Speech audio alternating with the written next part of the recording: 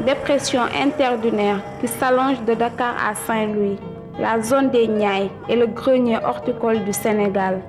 Menacée autrefois par l'avancée des dunes côtières, aujourd'hui fixée. Elle est la proie à une spéculation foncière dont les risques, au-delà du caractère économique, sont d'ordre sanitaire, mais aussi et surtout d'ordre écologique.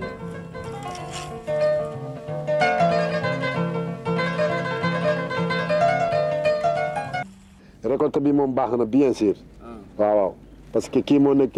La récolte est très bonne dans cet endroit. Raison pour laquelle si les gens continuent à construire ici, nous allons avoir des problèmes. Nous, on ne peut rien faire d'autre à part cultiver. Nous avons pu maîtriser les eaux usées qui détruisaient les récoltes. Notre seule inquiétude, encore une fois, c'est les maisons qui sont en train d'être construites ici.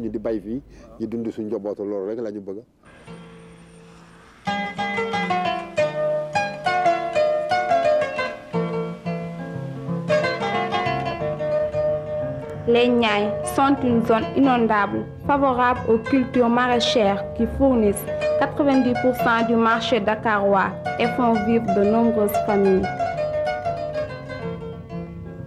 Malgré la découverte d'un gisement de tourbe énergie fossile, elle a été préservée.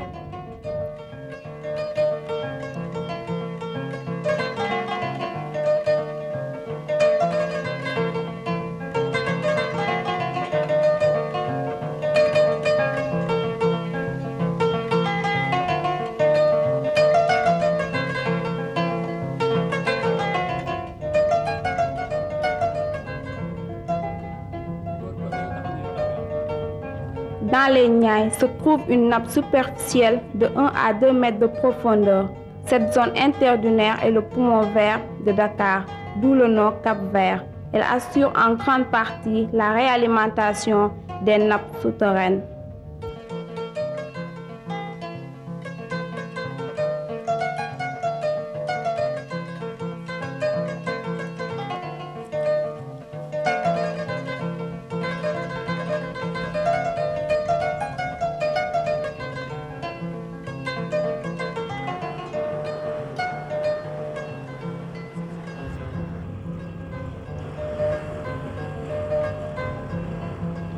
Les quartiers résidentiels de Faisal et de Dalifort, ainsi que les projets de parcelles à vendre, vont entraîner la baisse de la production, mais surtout avec la pression démographique, rompre l'équilibre naturel, développer les pollutions, en particulier de la nappe superficielle.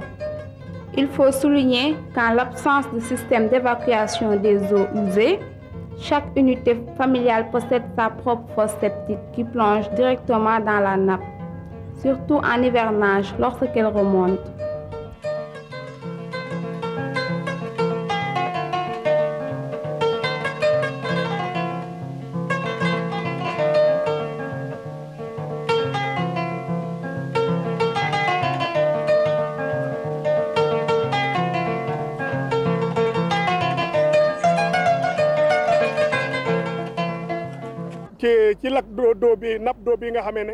Au niveau de notre quartier, la nappe d'eau, non seulement elle est usée, mais elle est salée, ce qui détériore nos bâtiments. L'eau a inondé presque toutes les maisons. D'ailleurs, beaucoup d'entre elles ont été abandonnées. Inutile de creuser des fosses d'évacuation, parce qu'au bout de 2 ou 3 jours, elles sont pleines. C'est cela notre principal problème avec cette nappe d'eau. La solution d'accès au village pour nous, c'est de verser des déchets recouverts de sable sur l'eau afin de pouvoir créer un passage du village à la route nationale. D'ailleurs, vous avez remarqué vous-même que tous les jeunes du village se sont mobilisés afin d'essayer de limiter les dégâts.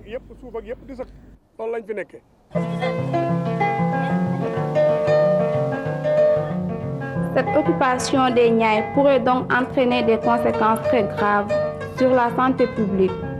En plus, la diminution de l'infiltration et la remontée de la nappe provoquent des inondations des quartiers nouvellement installés.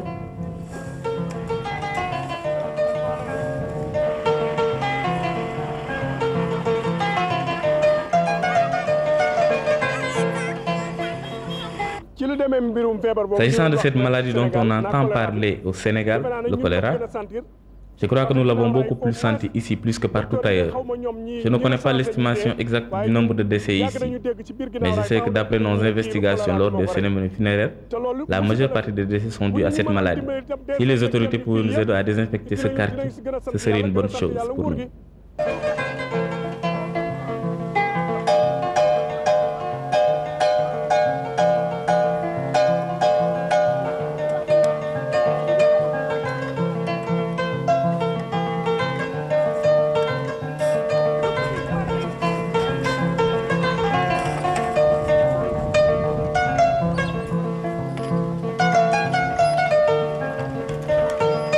Nous avons vu que dans la zone des Niayes, au niveau de Dalifort, l'occupation commence à être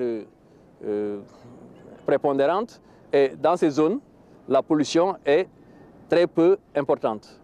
Donc, comparé à ce que nous avons vu à Thiaroye, la zone des Niayes ne devait pas être habitée. Il faudrait préserver cette zone de l'habitation urbaine. Donc, la réserver aux occupations traditionnelles de maraîchage, de pisciculture. Parce que sinon, on risque d'arriver à des phénomènes qui vont peut-être nous mener directement à certaines catastrophes écologiques, notamment sur le plan sanitaire, de l'hygiène générale, de l'hygiène urbaine, et à d'autres phénomènes liés à la géotechnique, c'est-à-dire au fait que certaines maisons ne pourront jamais tenir dans des zones marécageuses. Et donc c'est un investissement perdu pour les gens qui vont y habiter. La solution de l'ensablement pour occuper n'est pas à long terme. Ce n'est pas quelque chose qui va aller à long terme, d'autant plus que le niveau général d'élévation des nappes est en train de continuer. Et on se rend compte que depuis 5 ans à 6 ans, ça commence à gonfler et ce n'est pas demain la veille pour le schéma inverse.